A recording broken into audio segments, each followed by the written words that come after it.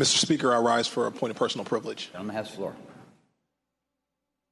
Today, I wanted to call to come in and thank everyone. As you know, recently my wife and I were blessed with another child. Thank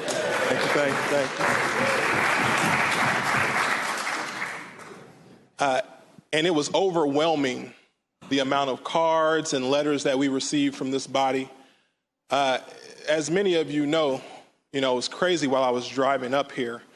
And I remember when this date was first set, Mr. Speaker, and I said, you know what, I may not even have the opportunity to be in session because tomorrow is the due date that my wife had for our child. But my daughter actually came 8 weeks early. One of the scariest times of my life was in February when we were in session. And I was at a dinner with some of the delegates, and my phone rang, and I accidentally hit talk. And it was my wife, and I reached down, and I listened to it, and she was crying. And she said, I need you. And I said, what's going on? She said, something's wrong. I need to go to the hospital. And I remember I was at dinner, and it was Delegate Dance, and she had said, it looked like all the color had flushed from your face. And I remember I ran out the door, and we were down on Main Street, and I wasn't quite sure whether I should take a taxi or run back. And so what I decided to do was run, because I felt like that would get me there faster as opposed to waiting for a car to come. And I sprinted there, and my wife and my son were in the hotel room, and we grabbed a taxi, and we went over to VCU, and we were there. And I remember the nurse, when she was checking my wife, she said, I'm not sure how this is going to go, but let's stay positive.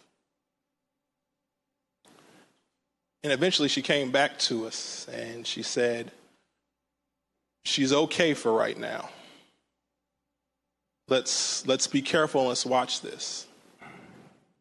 So we go through time, and my wife was stressed and she was nervous about the impact to the baby. And one day after church, she came home and she said, I remember it was 12 o'clock at night and I was laying in bed asleep, and she hit me and she said, we've got to go to the hospital. And we got there and we were assuming they were going to send us home. And they said, no, she's ready to go into labor. We've got to go now. And naturally, any of you with kids understand how nerve-wracking it is if everything went through perfectly, let alone to find out that your child is coming 8 weeks early. We were blessed that she came out perfectly. She's a beautiful little girl who came out 5 pounds, 4 ounces, and 18 inches. Beautiful little girl. But she had to stay in the NICU. So each day we were going up there and we were sitting next to her while she was in her little box, and we were checking on her. And my wife was like, I'm just so grateful of how she's come out. But next to us, there was another family who had just recently had twins. And I remember the hospital staff came into them and said, we need to talk to you about insurance. And I remember the man said, I don't know what we're going to do. I don't know how we're going to pay for this. The thing that I am worried about are my children. And I remember as we day to day would come in and we would sit there and they would alternate who would go home and who would come back and sit with the children because they both worked. And I remember sitting there holding my child and looking across the way at him. And I remember thinking, for me, what was such a joyous occasion that I was blessed enough to be in a position to be there for my children. This man had another set of worries that he had to add on to that. And I remember my wife and I talking, and she said, I don't know what we would have done if we didn't have insurance.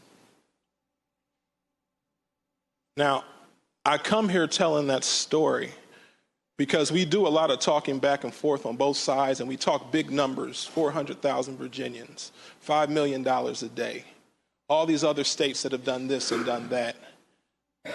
But to me, it's bigger than that. This is not about the program. These are about the families and the lives that would be impacted. And this could have very easily been my family. But I am blessed to be in the position that I am in. And I pray that no one in this room ever has to take the time when their spouse makes that call to them to ask, how sick are you? So today, while I come here and I thank you so much for all of the love and everything that you guys have shown my family, what I do ask is that we do something to help the families that can't be in our position. I don't care whose idea it is. I don't care who gets the credit.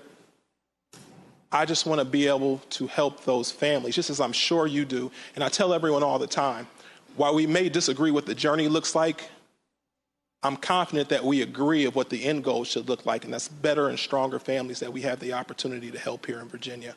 So I humbly come to you, asking you, each one of us, both sides of the aisle, let's make the most of this opportunity. We didn't come down here for nothing. I'm looking forward to seeing what we'll be able to do to help those families. So again, I thank you from the bottom of my heart, not just from myself, but from Dr. Bernadine Futrell, from Michael Thomas Futrell II, and from Miss Melanie Terry Futrell. Thank you so much.